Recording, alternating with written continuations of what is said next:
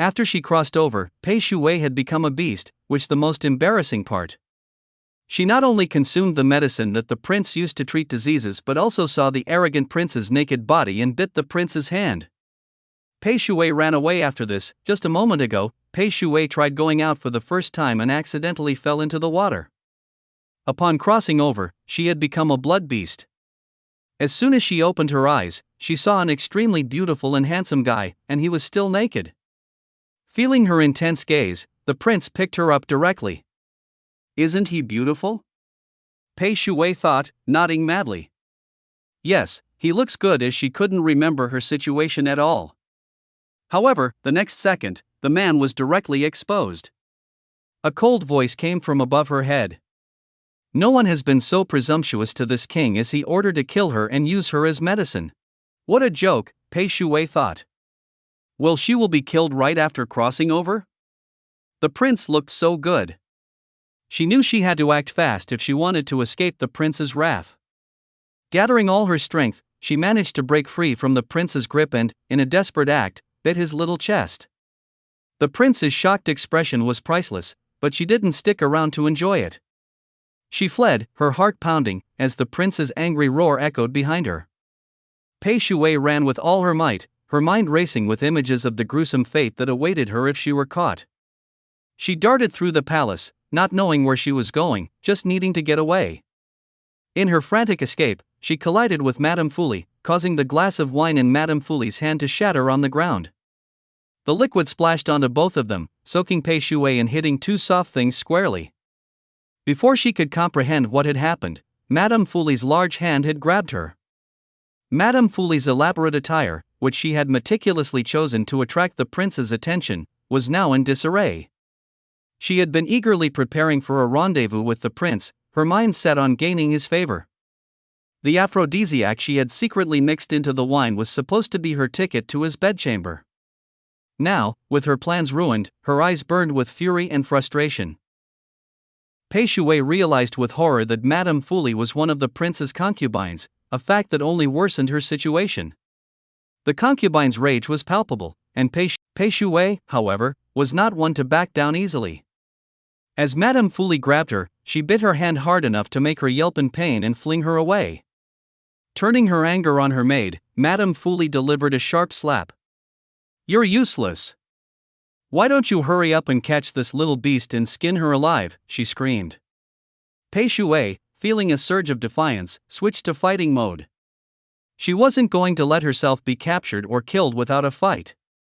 "Come on, who is arrogant and who is a dog?" she taunted. With a graceful spin, she swung her tail and slapped Madame Fuli right across the face. Madame Fuli seethed with rage. This damned little beast had the audacity to strike her. Stepping on Madame Fuli's meat bun, Pei Shui wore a smug look. "I dare to bite even your prince, so what are you?" she shouted, enjoying the moment of her small victory. Just then, a maid rushed in, her voice panicked and urgent. "The prince is here," she announced. Pei Shui's heart skipped a beat. The prince's presence meant serious trouble. She had barely escaped the prince's wrath once and knew she wouldn't be as lucky a second time. Pei Shui knew she couldn't afford to let the prince catch her, so she darted behind a nearby screen, hoping to remain undetected. Meanwhile, Madame Fuli, seizing the opportunity presented by the prince's arrival, greeted him with an air of seduction, her clothing slipping provocatively from her shoulders until she was left with only a trembling belly. "Prince, the weather is hot today," she purred, offering him a pot of wine. But the prince, ever alert, skillfully dodged the wine as it splashed towards him. Impressed by the prince's agility, Pei Shui couldn't help but smirk from her hiding place. However, her amusement turned to alarm as the prince's gaze swept the room, a silent threat lingering in his eyes. If Pei Shui didn't reveal herself soon, the prince would surely take action. But just as Pei Shui contemplated her next move, fate intervened. In her haste to escape, she miscalculated her trajectory and collided straight into the prince. Before she could comprehend what had happened, she was sent bouncing away. Confusion swirled in her mind as she tasted a strange sweetness in her mouth, and without thinking, she swallowed it down. Realization dawned too late.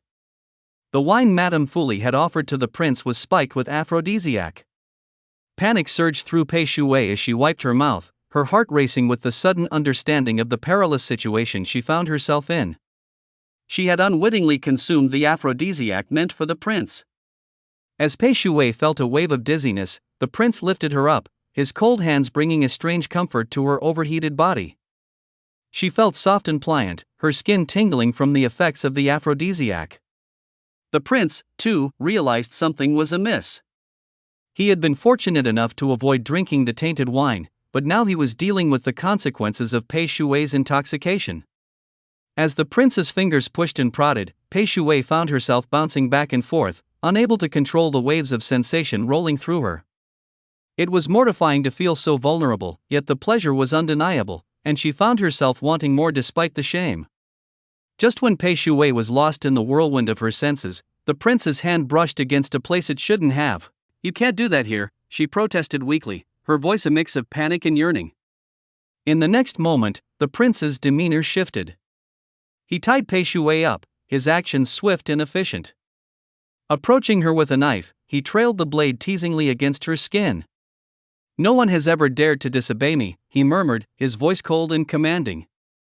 "Even if you are a beast, you can't do that. I won't kill you, but you will have to pay the price for disobeying me." He paused, a cruel smile playing on his lips. "Why don't we shave your hair?" Pei Shui's heart raced as the prince's words sank in. What does he mean by shaving? I will see whether you are male or female. Panic set in as she realized the prince's intentions. She awaited, but her cries went unheeded. No matter how much she struggled, the prince's grip was unyielding. With a deft hand, he began to shave the hair from her lower body with a knife, leaving a strange golden glow in its place. Pei Shui blushed with humiliation, her face burning with shame. "It's over, it's too shameful. If she had known that she would be insulted like this, I would rather die directly," she thought, despair flooding her mind. The prince, seemingly deriving pleasure from her discomfort, continued with his cruel game. She buried her head in the quilt, trying to escape the reality of her degradation by pretending to sleep. However, the prince wasn't finished with his torment. "Let's see how you can escape in the future," the prince taunted, securing the soul-locking bell around Pei Shui. Suddenly, there was a knock on the door. A red-haired boy entered to report a matter to the prince. The prince left the room with the boy, leaving Pei Shui alone. Crying on the bed, Pei Shui eventually drifted into a troubled sleep. In her dream, she saw 8 of her 9 tails being chopped off. Terrified, she clung to her last remaining tail and cried out, "Don't cut my tail." The fear was so intense that it jolted her awake. To her surprise, she discovered she had transformed back into her human form. As she lay there, a ball of water floated towards her. A voice called out, "Pei Shui, wake up." A handsome young man appeared before her, floating in midair.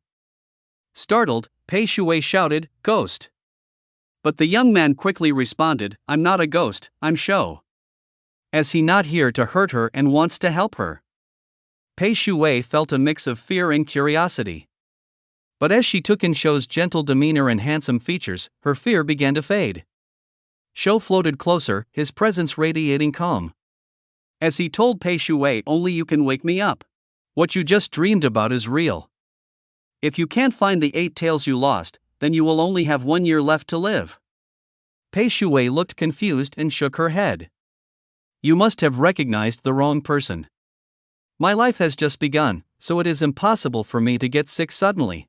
Shou's expression remained serious. "I won't recognize you wrongly. You are Pei Shui. I can sense your breath when you wake up. I can't communicate with others except you." Hearing this, Pei Shui was shocked. "Who are you? What is your relationship with me? Why do you know all this?" "I can't remember it clearly," Shou sighed. "I only remember that you must find the tails before the end of your life. Then all doubts will be answered." Pei Shui was completely overwhelmed after hearing this. "Can't I be an ordinary little beast? What mission is this about 9 tails? It's too fantastical." The frustration and confusion boiled over inside her. "It was that bastard Feng Jiumu who shaved me and gave me this nightmare," she thought, directing all her anger towards the prince. At that moment, a voice came from outside the house. The footsteps of Feng Zhoumu and the prince echoed through the hallway. "Prince, I seem to hear a woman's voice in the room," someone remarked. Pei Shuwei was startled. "Oh no, it's Feng Zhoumu, that big bastard. The prince is back," she thought, covering her head with the quilt in a panic. "What should I do? How should I explain this body of mine? I can't say that I am submissive. He will definitely not believe it." Pei Shuwei's mind raced as the prince slowly approached the bed with a knife. "Who is hiding inside? Get out, or don't blame me for being rude," he commanded. The person under the quilt didn't move, so the prince stabbed at the bed with the knife, then used his sword to lift the quilt. There, he saw Pei Shuwei lying on the bed, trembling. The knife had come down dangerously close to her. Pei Shuwei remained silent, trying to process the turn of events. The prince stood there, confused but intrigued, as he gazed upon her trembling form. Afterwards, Pei Shuwei frantically acted like a spoiled child to the dogman and begged Feng Zhoumu to take her to the palace banquet. She continued acting spoiled and playing drums in his arms. "I don't care, I don't care. I'm going to the Tianling Kingdom Palace." Pei Shuwei poked her head out of Feng Zhoumu's clothes. "Ha, Feng Zhoumu, you're so arrogant. Today is my day of revenge." As the emperor took the gift from the prince and was excited, Pei Shuwei knew her opportunity had come. "Feng Zhoumu, take it," she commanded. Pei Shuwei slapped the vase out of the emperor's hand. The moment the vase broke, the emperor's angry voice echoed through the hall. "Someone, catch this little bastard and execute her immediately." A fat man quickly spread a blanket on the ground.